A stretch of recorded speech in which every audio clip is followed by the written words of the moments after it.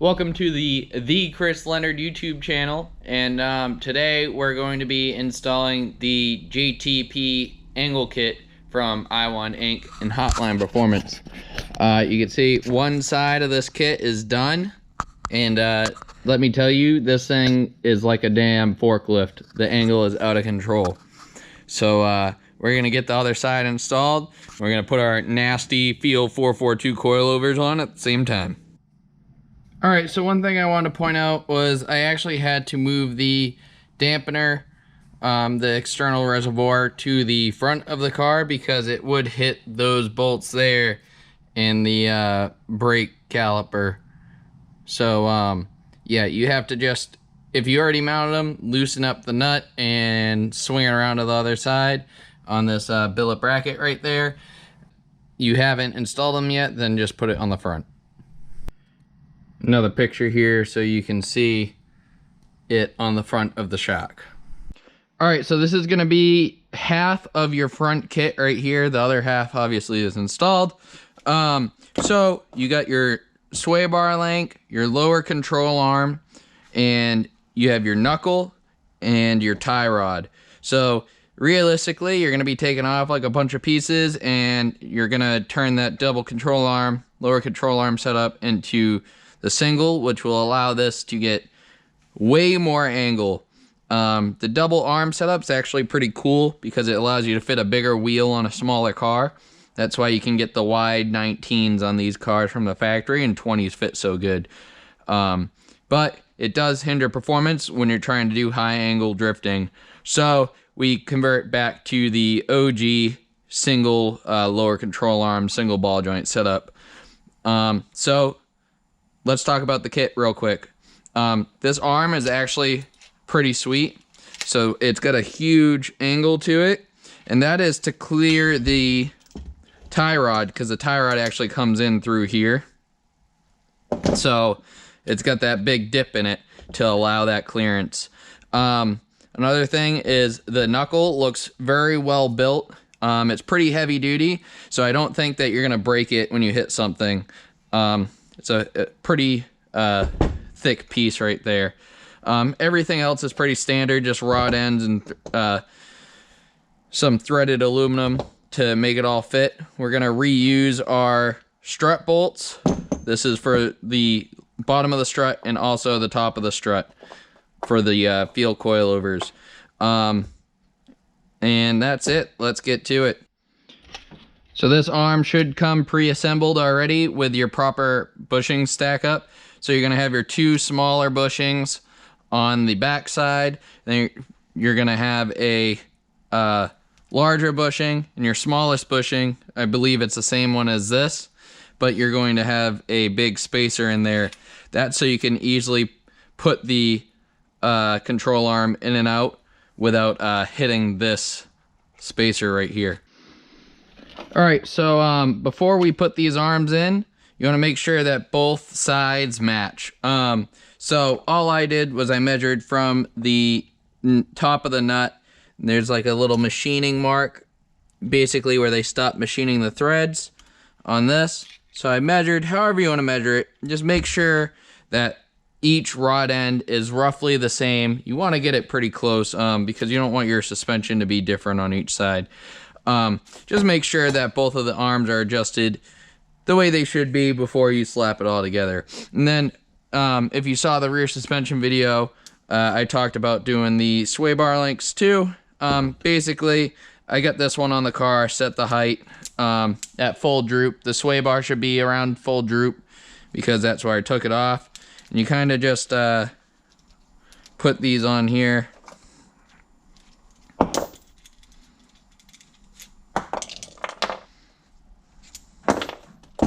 Until they match, and then you'll slide the bolt through on each side, make sure they slide through nice, and that will get you really close to the same height. Alright, so the first thing we're going to do is put this rear joint on. You guys should know by now that I just drop everything because I'm a klutz. So you can see where if you had the larger front rod end, you'd have issues here. So you're gonna slide this into place like this, and we'll start that in by hand. Then the other side, we will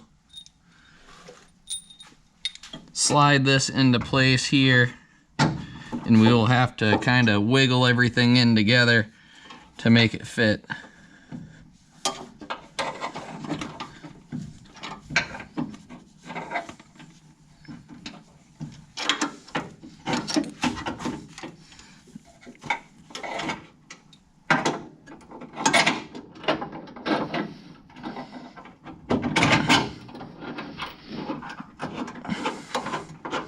And then get that started in, and we'll be able to tighten it up. So with this kit at full droop, it does hit right here. So I took a hammer to bang it out of the way, but once you get the knuckle in, or the spring and everything in, it shouldn't drop that low, but I'm gonna make the clearance while I'm here.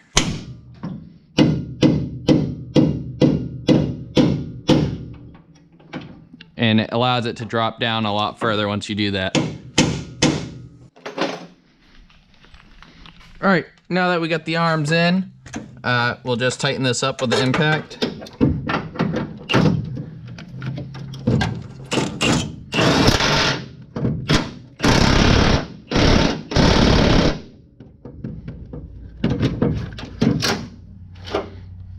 And you want to make sure, once these are tight, that the thing still moves good.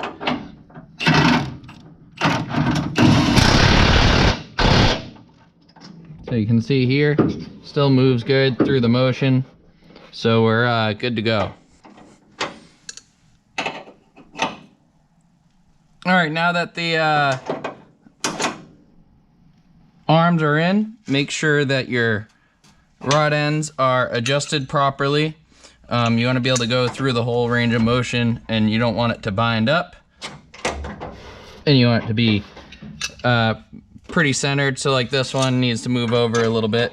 So I was using a 18mm wrench to adjust those a little and straighten them out. That way they look better and won't bind. Oh no.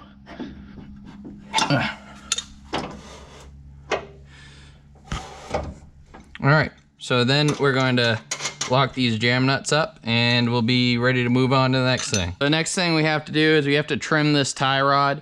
I already did my measurements, and around 3/4 of an inch is what you want to cut off of this, because it's just a little more than half, and just cutting 3/4 makes life easier. So we're gonna take our measuring tape, we'll mark it at 3/4 of an inch roughly. You can kind of see it. It's a shiny spot. All right. And I'm gonna just use the cutoff wheel to cut that.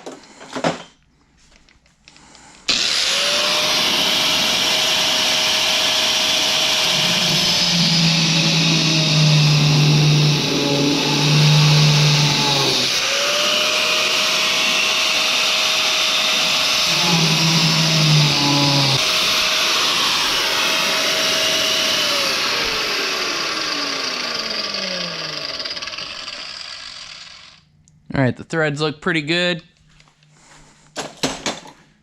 We will put anti-seize on it and run this tie rod in.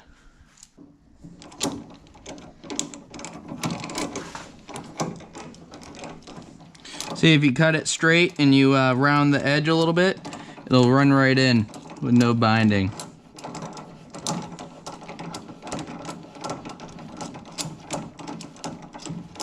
And with that cut off, this will bottom all the way out and give us the adjustment we need to get the alignment straight. All right, it's as far as it goes on both sides, and we'll get the knuckle on now. All right, I lied to you.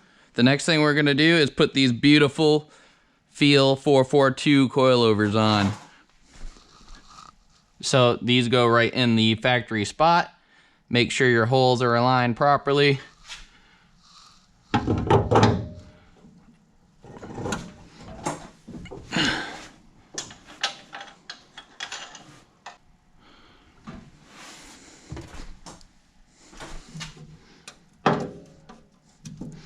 All right, we'll tighten those up once we get the car lowered down. Next, we'll put the knuckle on. So both of the spacers for the knuckle are the same. So we're gonna drop the bolt down through. You don't wanna put it up through the bottom because then the bolt could actually fall out if you ever had a nut back off or something on you. Make sure that you put the bolt down through the knuckle. All right, with that started, we can get the knuckle onto the coilover. So we're gonna use our factory bolts here.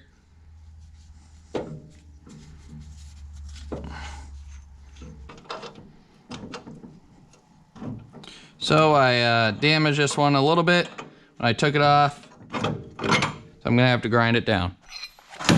With that ground down, this fit perfectly. And this is a 24 millimeter and 21 millimeter.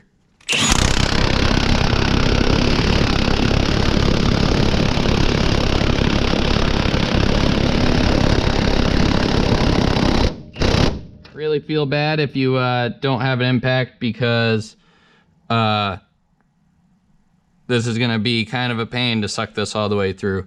So this arm actually does have an adjustment, or the coilover has an adjustment on the top there, if you can see it. So I just have it pulled all the way out to give it as much positive camber as possible, because I'm sure the car is gonna have some pretty crazy negative camber no matter what, because of how long the arms are. There you go.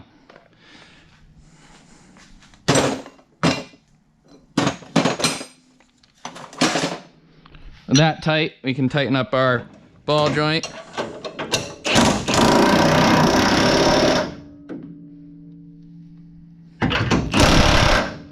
So when doing these, make sure you have your bushings in, because these bushings will actually slide through. You can see it'll actually slide through the rod end, and you don't want that to get squished and ruined. So before you slide this in, make sure your bushings are together before you tighten it. So same thing we talked about before. Make sure that your bolt is going down. I'm gonna use a washer on this one because I like washers for some reason. Put that through.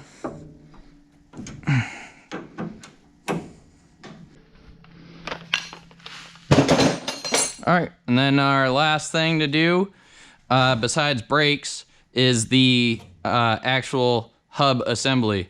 So I'm gonna reuse the old hub assembly, and we'll have to torque this on.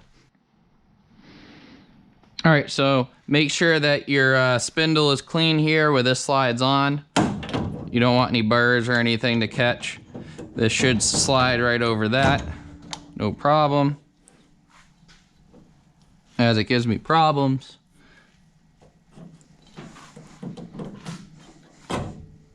I'm gonna put a little grease on it and see if that helps out. Then this is a 36 millimeter for this. Oh, damn. So this is a 36 millimeter for this nut. So I'll put it on with the impact, and then it's torqued to 250 foot-pounds.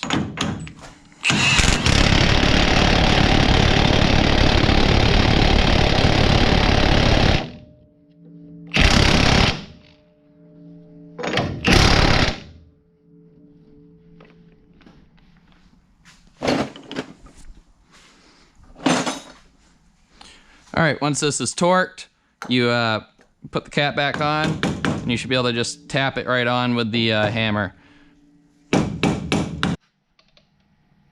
All right, so before I bolt this in fully, I'm gonna cut the very top of this hat off. That way I have access to these bolts in here, so I can actually adjust the camber on it.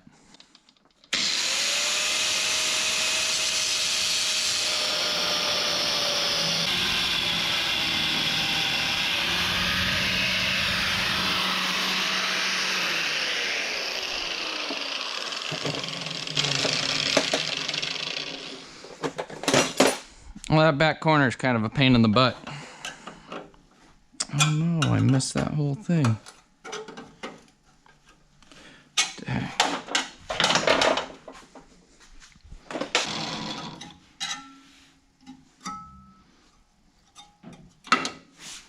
All right, so as you can see, I can get to these bolts now and adjust this, and I'll just clean this up later to make it look better. That's embarrassing. Still embarrassing. So the position of this might change, but right now I have it adjustable, so when you give more camber or less camber, you also get less caster and vice versa. So this hat can be swapped around a little bit to change that, but I think that's how I'm gonna wanna run it, but we'll see once I get an alignment and everything done, how this is actually gonna sit. All right, so last thing we gotta do is put the sway bar links in. So we're going to put the longer shank to the top.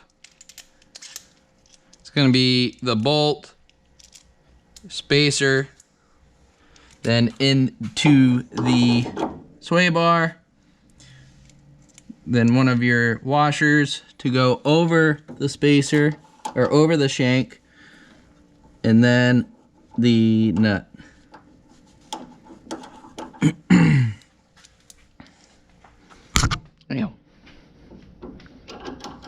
So do the same thing on the bottom.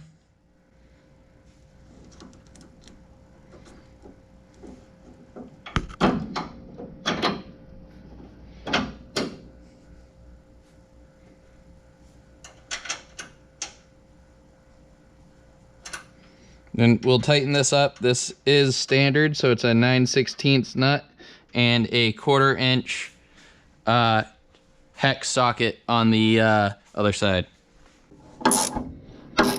So when you're doing these, you want to make sure that your shank does not come through the washer. If that's the case, you're going to have to use another washer to space that out.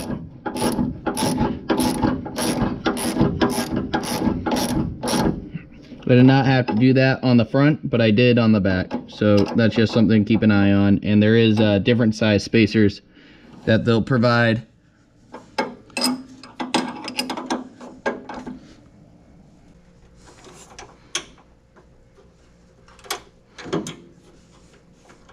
These things are kind of a pain. You're really gonna be patient to get that washer where it belongs.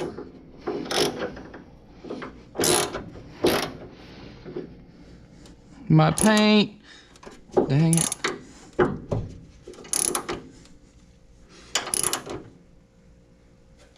Can't have anything nice. Oh well. You're gonna get scratched the first time I drive it anyway. And it looks good from 20 feet, and that's really all that matters. Now that this is tightened up, we can finish tightening the jam nuts on these rod ends. They are 19 millimeters. All right. And once again, gonna have to do an alignment on everything, get everything squared away, but that is how you install the angle kit on the car. You'll have to get your brakes back on and everything, which is pretty straightforward, but pretty simple installation. You gotta just make sure that you have all your rod ends adjusted properly and that you're using the correct spacers in the right spot. So yeah, let's see how much angle we can get with this thing. Dang, but you never seen the S550 with the bullets on her. Woo! Let's check this angle. Alright, that's full left. That's pretty friggin' out of control. Oh my god. Alright, now let's go full right. And this still has the spacers in the rack. So it would rub on this side. So it might not be perfectly centered. But that is pretty freaking sick. Hell yeah. Stupid dumb angle. So see if I can get you a good view from the front of the car. Oh yeah.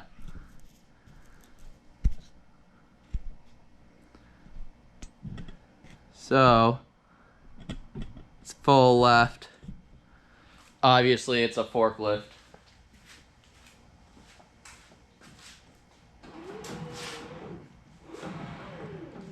And then that's full right.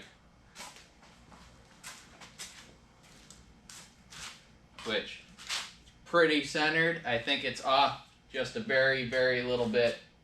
Hell yeah. That's insane. So there you have it. Hope you liked the video. Make sure you like, comment, and subscribe. And keep following the build because there's tons more to come.